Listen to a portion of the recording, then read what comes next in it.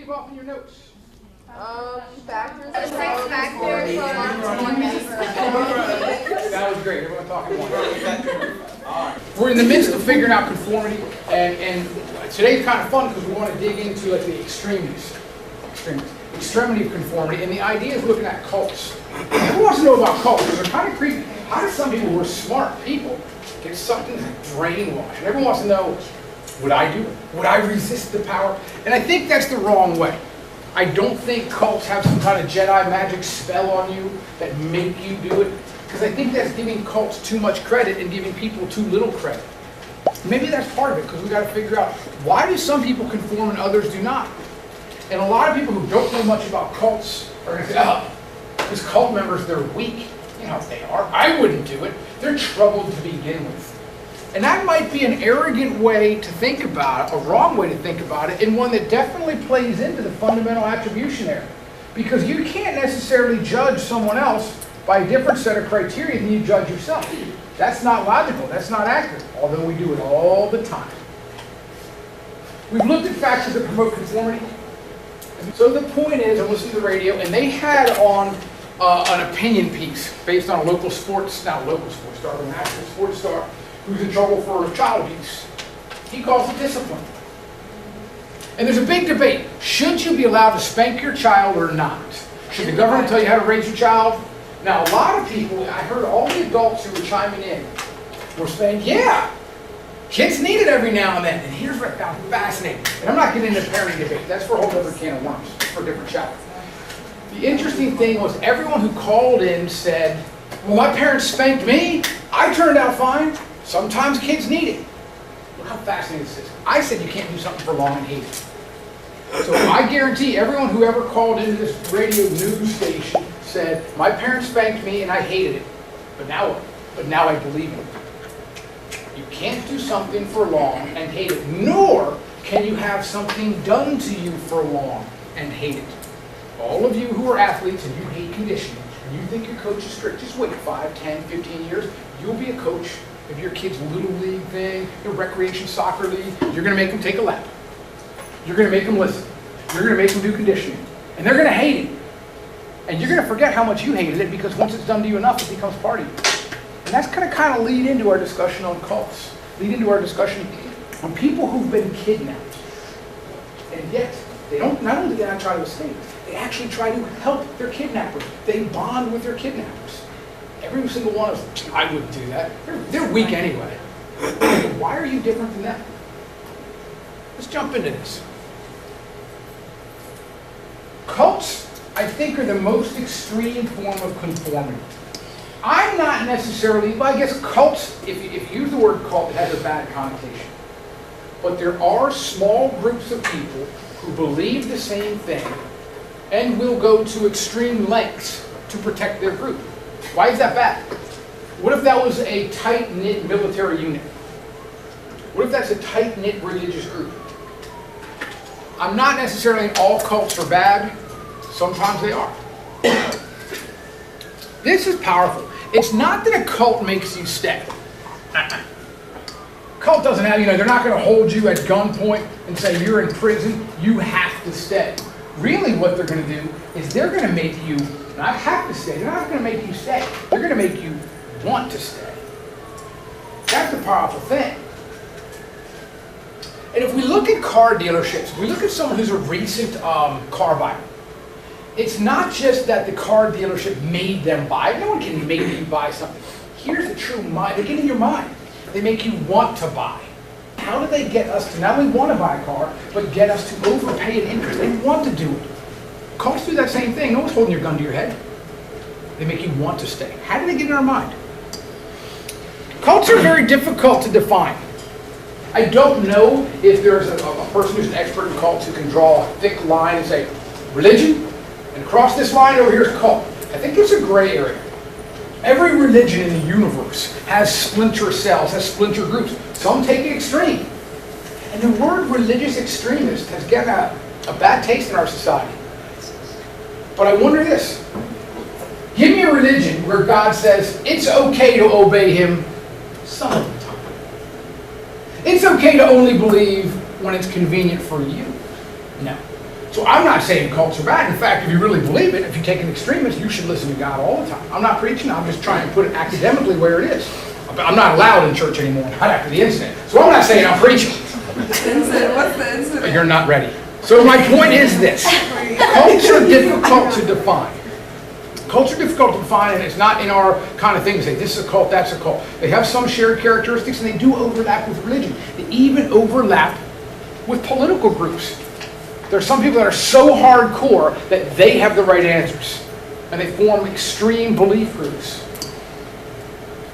Cults reached a peak in the 1970s. Why do you say of course? Because everybody was getting high. Okay? You know what? This is true. 1970s had some serious drug issues. Thank you. And we're going to get into this when we talk about teenagers in the Human Development Unit. Believe it or not, despite what the headlines say, people your age group on every single metric are healthier, smarter, happier than any other time in the past. There is no such thing as the good old days. Look, why in the 70s? Let's check this out. Let's compare the 60s. The 60s was an amazing decade. 60s was an amazing decade. You have a whole bunch. Well, I did so well. We'll talk about civil rights and racism and perhaps the idea of childhood poverty and stuff like that. So that's a problem. But here's why we compare the 60s and the 70s. The 60s, person on the moon, civil rights. You had a cultural explosion. You had the idea that, you know what, the American economy was going amazing. There's nothing America couldn't do. Now you hit the 70s. Look what happened. Culturally, we kind of fell apart. You know what? The age of Aquarius and hippies, not the answer. Rock and roll is not going to save the world. We had the oil embargo. Their government let us down with Nixon, Vietnam. The economy was in the horrible state. You had this thing called stagflation, where like wages and salaries stayed the same, but the prices went up. The only two good things ever to come out of the 70s are Pittsburgh Steelers and Led Zeppelin 4. You're too young to understand what that is, but Google that. You know what I'm talking about. So why are the 70s just... The 70s where people were searching for an answer. What does that mean? Let's look right here. People who join cults are people who are looking for answers. Now, if you have all the answers, then you're not susceptible. You're the one person. You tell me what happens after you die. You tell me why bad things happen to good people. You tell me why hardworking, honest people lose their jobs. And why, in the extreme, a young child will get a horrible disease and suffer in a hospital. If you know why these things happen, great. Most of us don't. So we turn to religion. We turn to a political group. We turn to somewhere that has the answers. Have I ever said, maybe, just maybe, that people hate not knowing? Yes. Oh my gosh. So people hate not knowing why America's struggling, why the beloved hippie movement stopped, why civil rights seemed to hit the stop button, why Russia, and the idea of Vietnam and the Iran hostage thing. Why is America falling apart? This was immortalized in Forrest Gump. This is when Forrest was running across the country. It's you. I can't believe it's really you. No. For some reason, what I was doing seemed to make sense to people. I mean, it was like an alarm went off in my head, you know? I said, here's a guy that's got his act together. Here's somebody who's got it all figured out. Here's somebody who has the answers. I'll follow you anywhere, Mr. Gump. So, I got company. And after that, I got more company. And then, even more people joined in. Somebody later told me it gave people hope. Look, he had his own cult. Only people were following. They were looking for an answer. He was looking for something, representing the fact America had lost its way. There's a couple cults here that we're going to have to know about. The Symbionese Liberation Army. You don't have to memorize that one, but you do have to know the young lady named Patty Hearst. We'll get into her a little bit. You do have to know Patty Hearst. Next thing we're going to get, I bet a lot of folks know who Charles Manson is. If you don't know Charles Manson, he was a cult figure. He had his followers. And many of his followers, called the Manson family, killed people. Why'd they kill people? Because he told them to. Now, all of us are thinking, how? How could a normal human being kill someone just because they were told to? Very easily. We're going to get into that tomorrow. Because that really deals with not only conformity, but now we're going to start talking tomorrow and maybe the next day about obedience. Jonestown. Jonestown's one of probably the most famous cult. Have you ever heard the expression, drink the Kool-Aid or don't drink the Kool-Aid? It comes out of Jonestown. Over 900 people died. A large amount of them were voluntary. And how did they voluntarily die? They drank Kool-Aid they knew was laced with poison. They knew if they drank it, they would die. More than that, some mommies gave it to their little kids. Said, if you drink this, lie down and everything will be okay. Stop. Do not in any way, shape, or form think that, oh, that's in the 70s. You know how those people are. If America was lost, that wouldn't happen today. We'll talk about why if it does happen today. But if you think of them as different than you, that's the fundamental attributionary. Why are they weaker than you? They're not. And if you take this paradigm in the extreme, if you were in that situation, you do the same thing. Now somebody like, no way. You don't understand. I would never go against my religious values. Give me a religion where martyrs are not honored. Martyrs are not honored. Give me a religion where it's not okay to die for your beliefs. Give me a religion where you're not supposed to have so much faith that you look forward to heaven or nirvana or life after death. So how dare you say they're different than you? I'm not trying to tear down religions. I'm not trying to bring up cults. I'm saying as a social psychologist, we must believe that people are all the same. Put them in a situation and they'll act like everyone else. Branch Davidians. This happened again in the United States not too long ago, 1993. There's a man, his name was David Koresh, and he convinced a lot of folks, I don't know what his religious belief was, somehow or another that he was the one.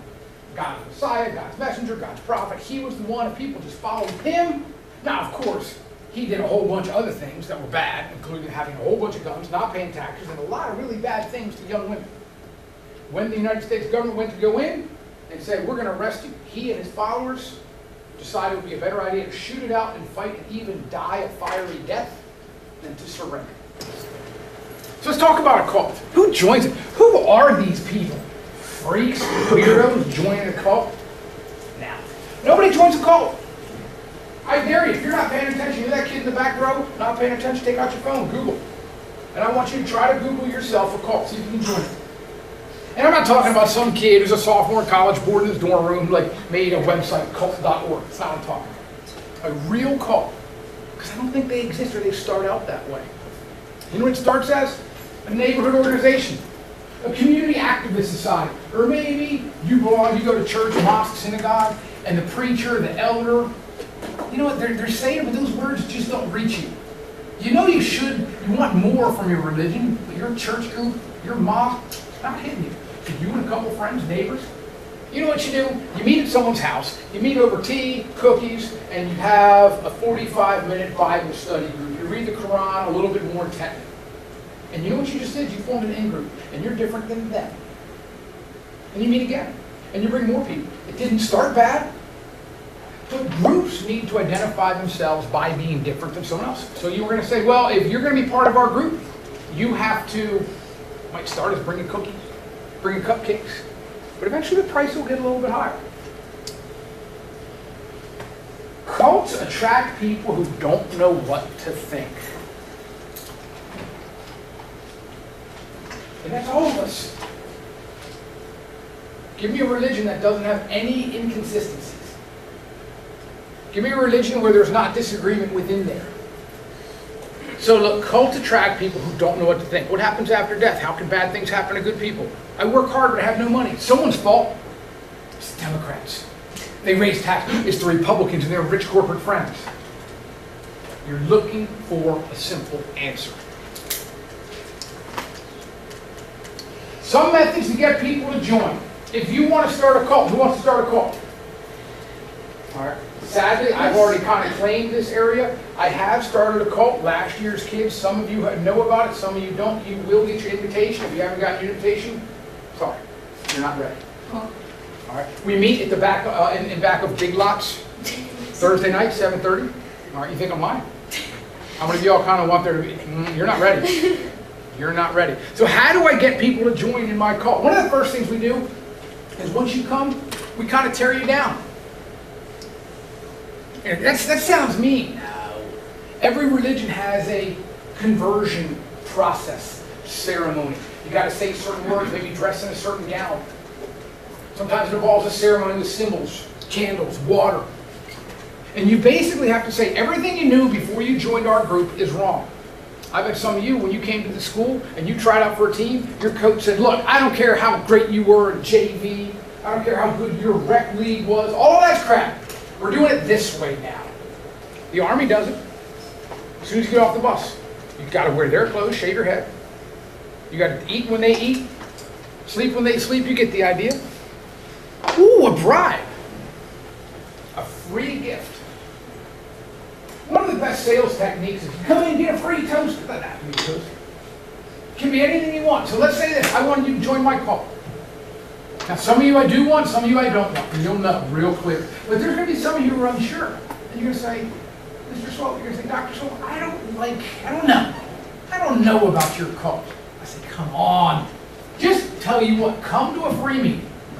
All right, free coffee, honor cult. You know what? You can have donuts. You can get the middle part of the donut. You can have cookies, the brown kind. And you're like, ooh, that's pretty good stuff. So you go there, and here's what we're going to do. We're going to offer you a free gift. Now, human beings are social by nature. Why are you giggling? You just got the middle part. That's the calorie-free part. So my point to you is simply this. If you go to my cult meeting, I'm going to give you something free. You're going to be awkward because you didn't bring a gift back. You're going to feel like you owe me one. That's okay. That's okay. You know what? Don't worry about it. We just want you to come and relax. And the more gracious someone is to you, the more gracious my lieutenants are. And they say, don't worry about me. I got lieutenants. We got a rank. You got to earn your way up. And what's going to happen is you're okay. And they'll have some more. Don't worry about it. It's all good. And then someone's like, are you sure I can't do anything? I'm like, well, maybe. I'll tell you what. Do you like what you see here? I'll tell you what, why don't you fill out a questionnaire? And instead of doing a questionnaire in on a piece of paper, they're going to sit down and say, question one, did you feel comfortable here? I'm like, well, yeah. Did you feel welcome in here? It's question two. Yeah. Was it a convenient time? Yeah. And so you're going to get someone to say yes, yes, yes, yes. And then you're going to hit them with it. Then you're going to say, well, will you come back next week? Will you bring a friend? And someone's like, well, I don't know. And they're going to hit you with the idea, well, what's wrong? You said you liked it. You said you felt comfortable. You said we're nice people. Why aren't you going to bring someone else? What's that called when you're stuck between your thought and your behavior? Cognitive dissonance. And we want to avoid that at all costs. Another way is small steps. Salespeople do it all the time. They say, would you like to save money? Who's going to say no? Would you want to help the environment? Do you want to help children who are suffering with infected toes and big ears? Of course. So you say yes, yes, yes, yes, yes. And then eventually they're going to get you. Next to small steps. Well, did y'all hear that? That sounds like foot in the door technique. Write that down. Next to call them on why they did a behavior, you're going to write down cognitive dissonance. And when we get to it, the last point, if you're still copying, is we use the us-them concept. When you come to my cult meeting, your first meeting, we've got one scheduled for 2 weeks. Not in 2 days, but 2 weeks from 2 days. And you're going to come in there, and one of the things I'm going to talk about is how thankful that I am that you know what, you're willing to seek the truth. Not like the rest of those people who believe, I don't even know what you believe. But notice what we're going to do is we're going to make fun of people who A, believe the mass media. B, don't really know what's going on. C, we're going to present those people who don't join us as a little bit weaker, a little bit dumber, a little bit more easily fooled. We're the real seekers of truth. So we got us, we got them. And you might think, there's no way this would work. It works a lot. If it didn't work a lot, why would we be talking about it in psych class? Why would there be a whole chapter in a book? Why are there people who've made their whole careers studying cults? A couple things we got to know. When you bond with your kidnapper, you bond with your abductor, it's called the Stockholm Syndrome. Now that's a great vocabulary word. Look, I have it highlighted in yellow. But we have to be careful. Just because we know the word, just because we know the label, and maybe we even have a definition.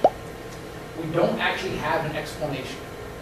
How come people have been kidnapped for years, 2 years, 3 years, 4 years, 5 years, 10 years, more than a decade, and they've undergone abuse, they've undergone horrible situations? Why do they actually end up protecting their kidnapper, helping their kidnapper? Well, the easy answer is, that's the Stockholm Syndrome. I don't buy it though. What happens in their mind? I don't particularly know. We can describe it, but I don't know that we can explain it. A couple of things we got to know. This is by far the biggest cult, the Nazis.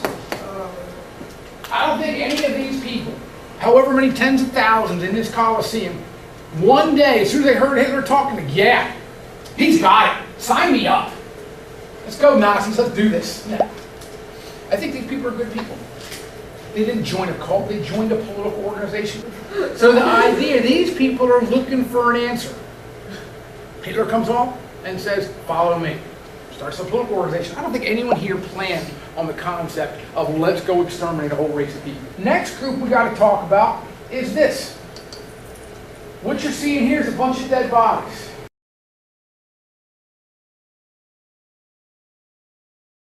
When we talk about Jonestown, of the 900 people that died, not all of them did it voluntarily. Some were forced and some were gunned down and they tried to run.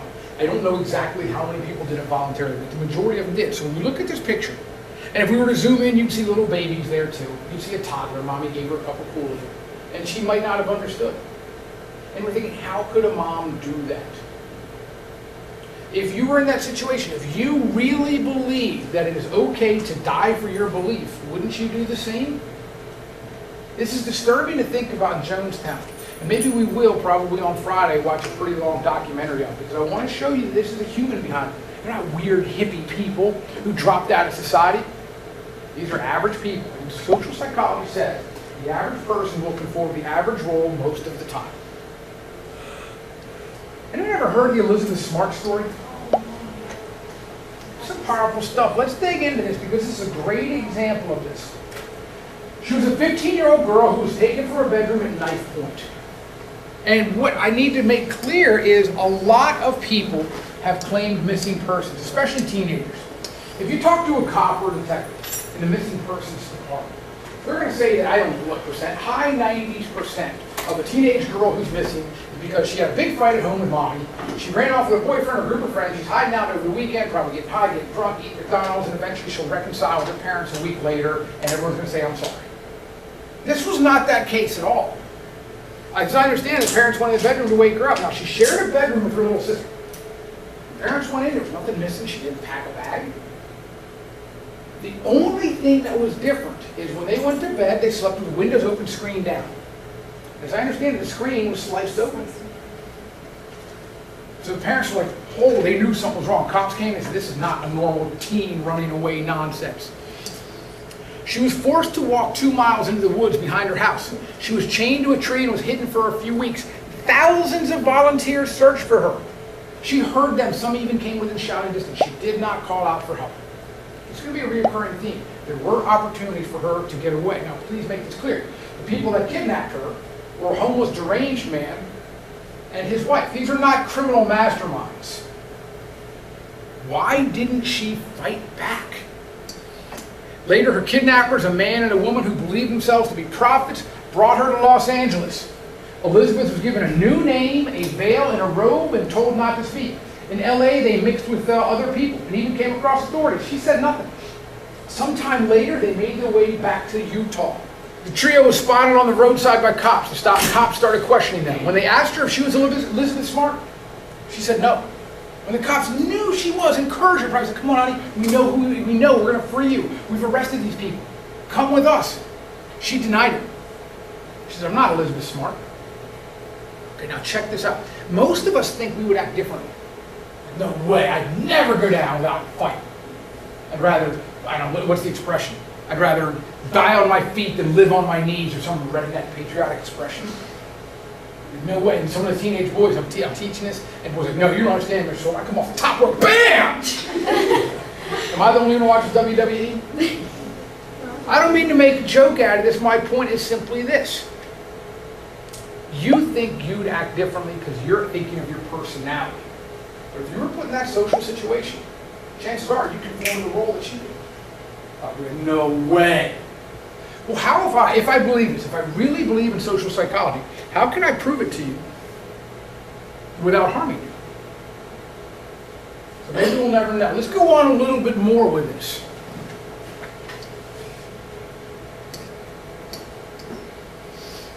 When police urged Elizabeth to confirm her identity shortly after they found her, she replied to the words, "Thou sayest." What? We took her aside, said Officer Bill O'Neill of the Sandy Police Department. She just kind of blurted out, "I know who you think I am. You guys think I'm not Elizabeth Smart Girl." She always claimed her name was Augustina. She didn't kind of break down until her father came in. And then kind of all the walls and everything fell apart. Now, what's interesting is this was a huge news story. This went viral before the word viral story was out there. This is over everywhere. Why? Because it hit every parent in their nightmare. I don't think she ever did anything wrong in her life. She was a nice girl, straight A's, couldn't be nice. Great family, didn't in a bad neighborhood, never did anything wrong. How can this happen? It's like a lightning bolt. This isn't supposed to happen. Well, it did. So the news was everywhere. And when it was being covered, they had out a lot of psychologists, a lot of experts, a lot of people gave their opinion. A couple of things that came out, people were like, well, she's a young girl. What do you expect? Notice what you just did.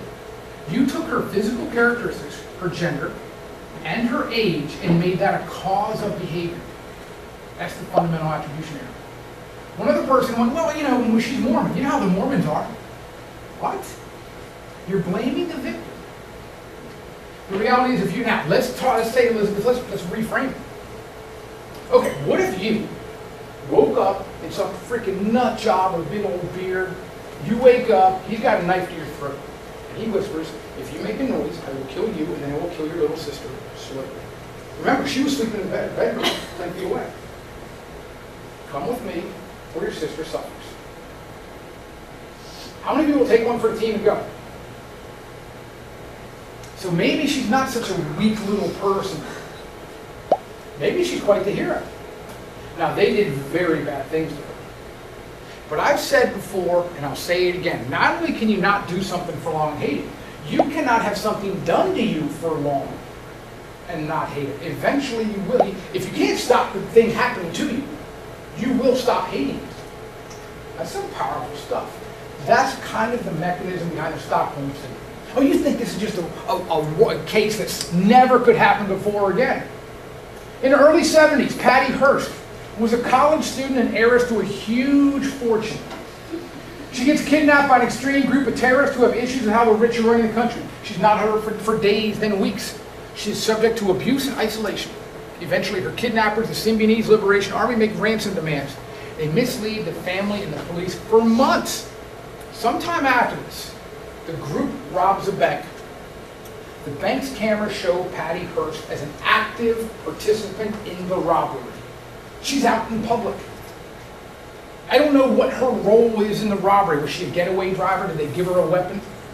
So let me get this straight. If someone abused me and kidnapped me and did a whole bunch of bad things for a couple months, and then they say, hey, let's go help rob a bank. We'll give you the keys and or gun. You think you turn around and betray them. You think you get even. No. She was rescued and arrested sometime later because she wasn't actively in the robbery. Though convicted, she does not serve jail time. President Carter pardoned her.